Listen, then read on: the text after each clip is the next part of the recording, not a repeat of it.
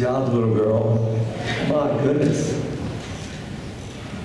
All right, this next inductee might not have been able to hit a curveball, but he loves the packages of sports.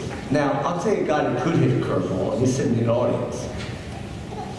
Maybe you could blow the 80-mile-an-hour fastball, but that's Rich Katanis. You should have went to Rich Katanis. He would have taught you how to hit a curveball. You know that. Because Rich could hit that curveball, taking it right center field.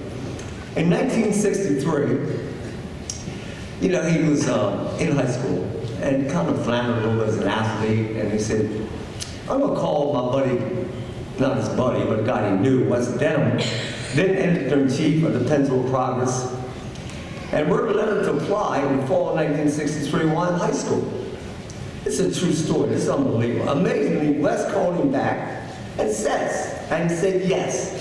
So his journalism career got started in 1963. As all of us read about the minimum wage and everything, this guy got paid 15 cents an inch. So he wrote very long stories. That makes sense. He's truly a Salem County icon who has impacted so many people here tonight, and no, Lee, more so than myself. You've been very kind to me, and I appreciate it. From the Pennsylvania Progress, he went to the Pennsylvania Record and into the Woodbury Times, working for, and we have him in here tonight, and I'd like to recognize him, the legendary Bob Shara. Please stand up, Bob.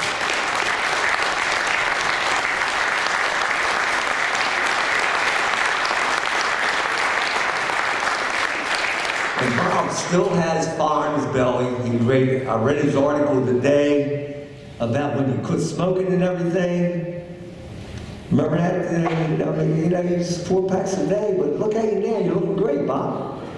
Looking great. Keep doing what you're doing. Later, he worked for the Courier Post and then the Philadelphia Bulletin. When the Bulletin closed in the early 1980s, he joined Top Rank Boxing. Unbelievable. Salem County guy started, hired by Wes Denham, working for Top Rank Boxing, which is a major company in the sport. He now travels all over the world with the greatest boxers in the world, and we're certainly very proud of him to come back here, and we're honored to have him in the hall, Mr. Lee Sanders.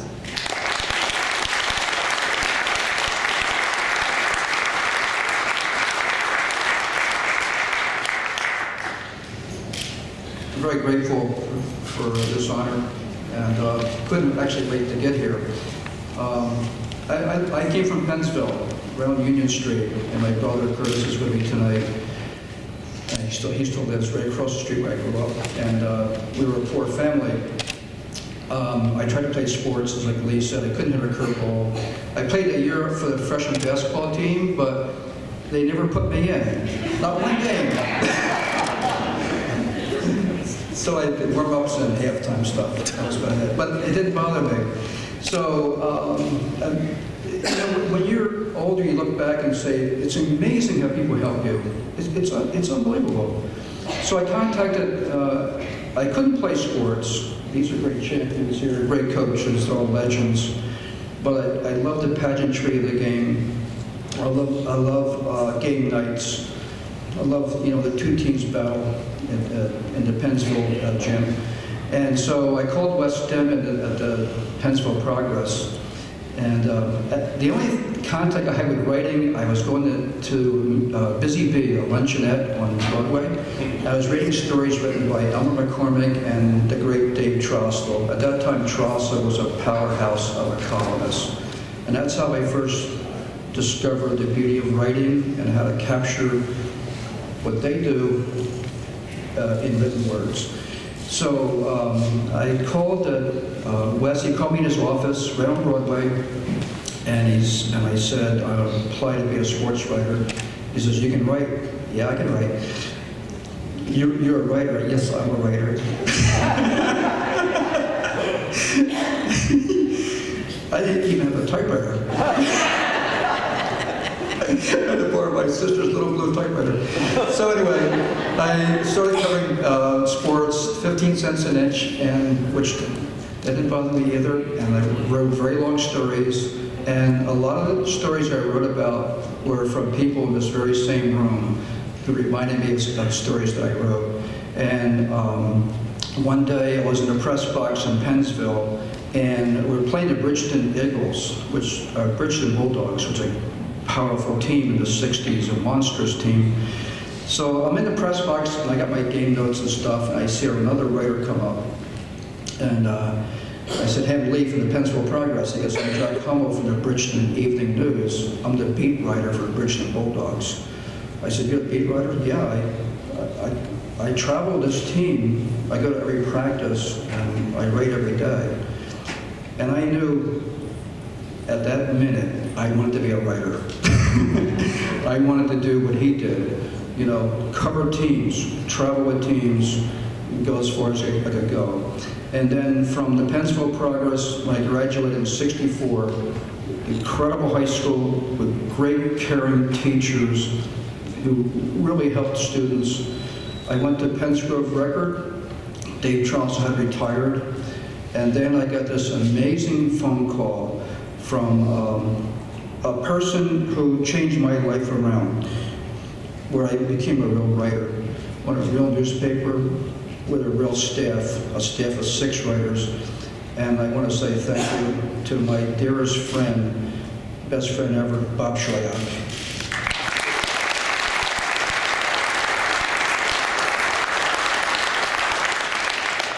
He got me quieted down a little bit. But my wife and I have been in town for a few days, and we've had lunches and stuff and meeting everybody. We had an alumni dinner last night with the class of '64 with some of the dear classmates, and talking about stories I wrote and everything. And there are a lot of people who I wrote stories about in this room. So when I got nominated last spring, I got a call from Rich Katanis, who was a mayor in Carneys Point, but at one time he was a great second baseman for the Pennsville Merchants, Salem County, in the Salem County League. And he said, "Yeah, you're nominated, but you're not in yet, but do you know what you used to talk about?" I said, "I don't know. Did I?" He goes, "Yeah, you cover the games from the dugout." And I said, "What did I say?" He says, "You told us how great we were. Every player you loved." He said, "Lee, I didn't make it, but I am the mayor." So I said, "That's good. That's great. Mayor's good." So I know there's a lot of people in this room who I wrote stories about. I know I met Richie Raines here, a great wrestler, unbelievable. And I really, when I wrote for the Pennsville Progress, I wrote with all my heart. I talked to the players, I talked to the coaches, like Jack Harford, incredible man, Lou D'Angelo, the football coach. I love the baseball team. And you know, I don't know how I even got to where I am today. I have no idea. But it's like one person helping another, like Bob Schroyak contacted me, took me to a major paper from Maryland. From there I went to larger newspapers, and now I work for this incredible company, Top Rank Boxing, which is a worldwide leader, where we have Manny Pacquiao, Miguel Cotto, the Desert Storm, Tim Bradley. And I work with a lot of champions in the 80s, like Marvin Hagler, Tommy Hearns, Roberto Duran, all great fighters and great champions. So when I got the call from Rich, I said, thank you. And I want to thank the panel, because this is really a meaningful award. It means a lot to me and to my family. I want to share this award with my wife, Mary Margaret. Please stand.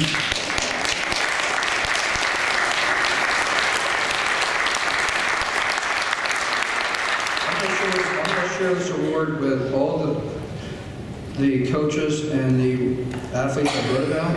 Please stand. I know Richie is here and a few people.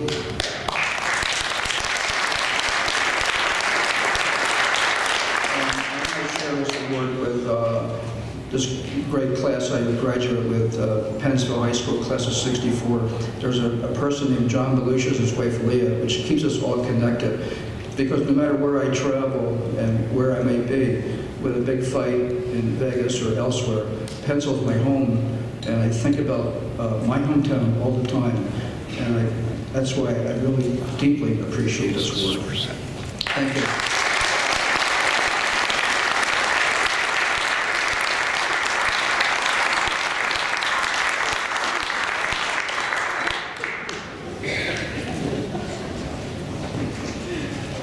Not close.